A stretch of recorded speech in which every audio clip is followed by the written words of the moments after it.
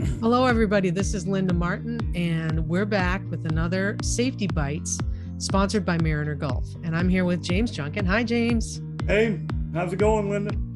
Here we go again, right? You ready for another question? Absolutely. Okay, here we go. So I often get asked, what is the magic recipe for a safety program, for how to lead an organization in a safety management system?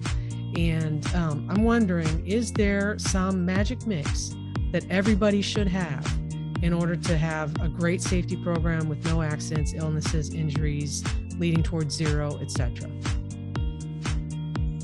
Well, there is no silver bullet, but there are some common characteristics. Okay. And I think that's why sometimes when we look at things like Z10, ISO 45001, that we need to understand that that is a guideline that needs to be modified to your unique situation. It's not going to work. What works at a big box retailer or a huge Fortune 500 company may not work for a company with 200 employees or 50 employees. So I'm not a big checklist guy, and they don't like to be called a checklist, and I don't want to refer to it as a checklist, but some of the elements of those particular standards may work. Things like employee participation, that is foundational. If you don't have employee participation, you don't have a functioning safety management system. You're not learning from people who are at the process where, the boots get muddy and the meat meets the steel, so to speak, right? Because I'm in the oil and gas industry. Things like training beyond the general awareness level. That's a common element. What are we doing from a regulatory standpoint? And are we, once we get the regulatory training, the competency training done, are we proceeding on to professional development? And then we get into metrics, right? What are we measuring? How are we measuring it? And sometimes I think we just measure stuff to measure it. I've often been told what gets measured gets done.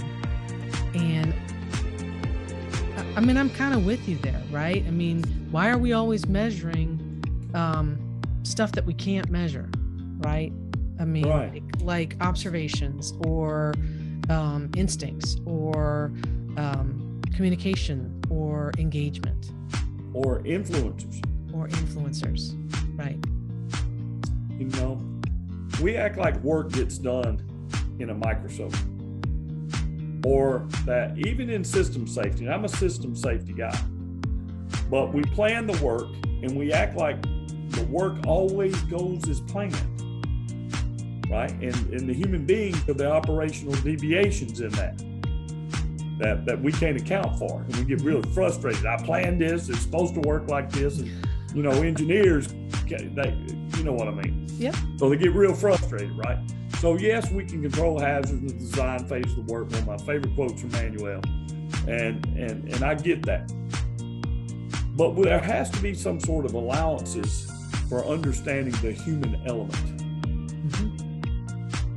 Okay, we have to make it when we look at a safety management system, make it human. Understand human beings are involved. So when I look at metrics, they can be misleading. Both leading and lagging indicators.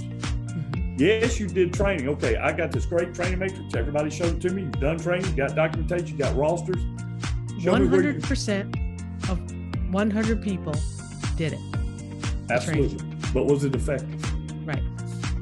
Was it effective? And just because we haven't had an incident, near miss, incident, accident, however you want to classify it, doesn't mean that it was effective.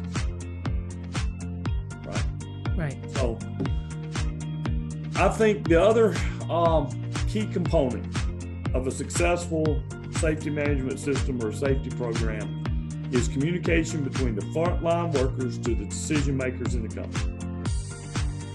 Because everything can look good on paper. And at Mariner Gulf, we got some of the best technical writers in the world. We can produce world-class programs for you to go out there and execute if you follow this. but you got to implement it. And if your guys are not implementing it, if your senior management doesn't understand it's not being implemented, and we don't close those feedback loops, there's where we have a gap. That's not often revealed in third-party verification systems, right? Right. So I can be an A in this one third-party verification system and an A over here in this other one, and we look really good on paper. But are we being effective in the field? And the only way to know that is to go to the process. And to be in the field.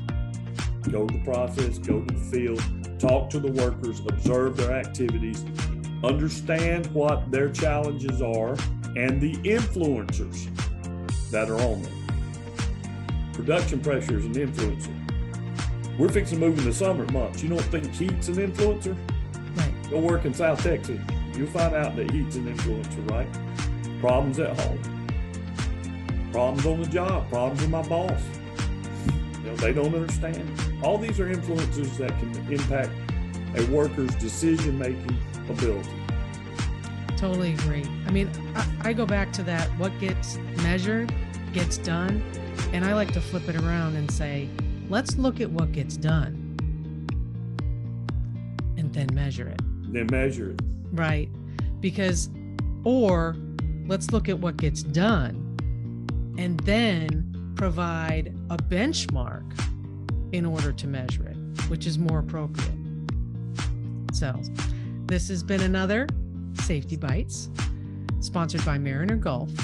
And I've been talking to James Junkin. Thank you, James, again for Thanks another for having enlightening. Awesome. But thank you for another enlightening answer to a question. See you later. Want to do another one? Sure.